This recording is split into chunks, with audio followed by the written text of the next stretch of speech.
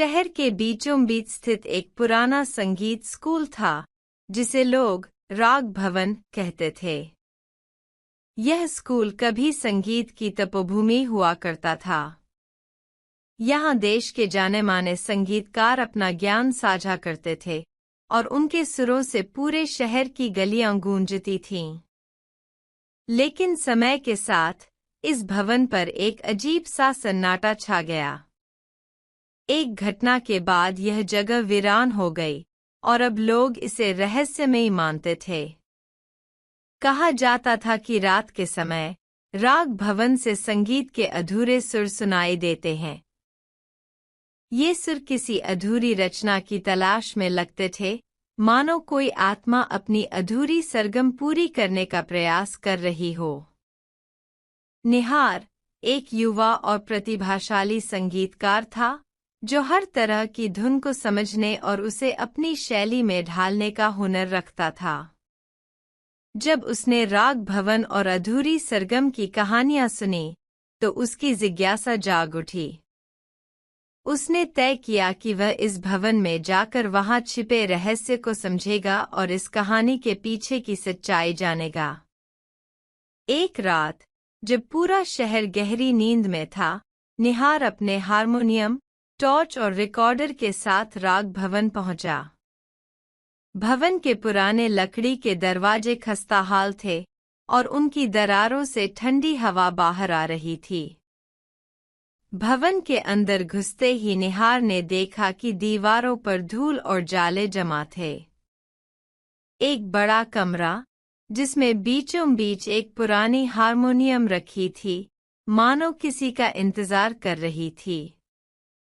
Harmonium की ओर बढ़ते हुए निहार ने अपने हाथ से उसकी धूल साफ की और पहला सुर छेड़ा।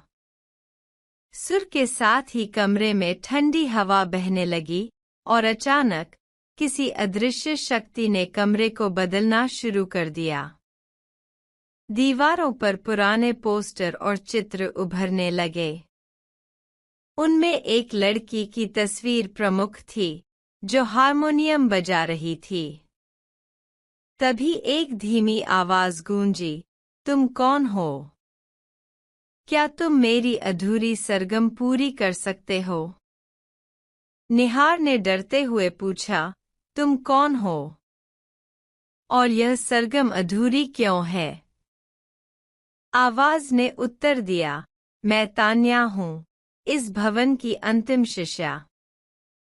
यह मेरा सपना था कि मैं अपने गुरुजी के लिए एक रचना तैयार करूं, लेकिन मेरी मृत्यु ने मुझे वह रचना पूरी करने का अवसर नहीं दिया।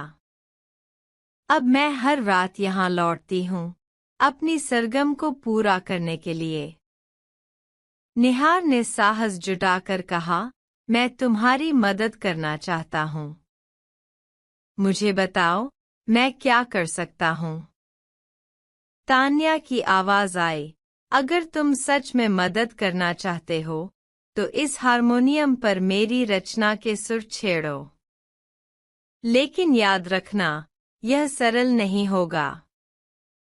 हर सुर तुम्हें मेरी अधूरी यात्रा का एक हिस्सा दिखाएगा। निहार ने पहला सुर छेड़ा और अचानक उसे ऐसा लगा जैसे वह किसी और समय और स्थान पर पहुंच गया हो। उसने देखा कि तान्या अपने गुरुजी के साथ बैठकर संगीत का अभ्यास कर रही है। गुरुजी उसे एक नई रचना सिखा रहे थे, लेकिन तान्या बार बार एक सुर पर अटक रही थी। तान्या की आवाज ने कहा, यह वही सुर है जो मुझे कभी पूरा नहीं कर सका। यह मेरे लिए एक बाधा बन गया। निहार ने अगला सुर छेड़ा और वह एक विशाल हॉल में पहुंच गया। वहां एक संगीत सभा हो रही थी। तान्या मंच पर बैठी थी और उसके सामने लोग उसे सुन रहे थे। लेकिन जैसे ही उसने गाना शुरू किया, एक अजीब सी गड़गड़ाहट हुई और सभा में लोग डरकर भागने लगे। तान्या असहाय होकर अपनी हारमोनियम को देख रही थी। यह मेरी सबसे बड़ी असफलता थी, तान्या की आवाज आई।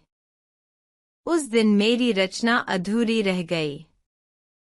निहार ने अपनी पूरी ताकत और समर्पण के साथ आखिरी सुर छेड़ा। अचानक पूरे भवन में एक उजली रोशनी फैल गई। तान्या की आत्मा एक सुनहरी छवि के रूप में प्रकट हुई। उसकी आंखों में संतोष और शांति थी। धन्यवाद, तान्या ने कहा। तुमने मेरी रचना को पूरा कर दिया। अब मैं मुक्त हूँ। तान्या की छवि धीरे धीरे गायब हो गई और राग भवन में सन्नाटा छा गया। लेकिन इस बार यह सन्नाटा डरावना नहीं था, बल्कि शांति से भरा हुआ था। उस रात के बाद निहार ने तान्या की अधूरी सरगम को अपनी रचना के रूप में तैयार किया। यह रचना इतनी खूबसूरत और दिल छू लेने वाली थी कि सुनने वाले भाव विभोर हो जाते थे।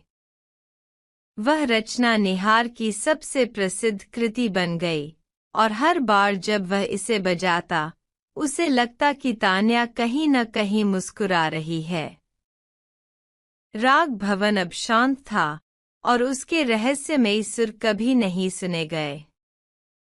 लेकिन निहार ने महसूस किया कि संगीत आत्मा की भाषा है और यह वह पुल है जो जीवन और मृत्यु के बीच का फासला मिटा सकता है।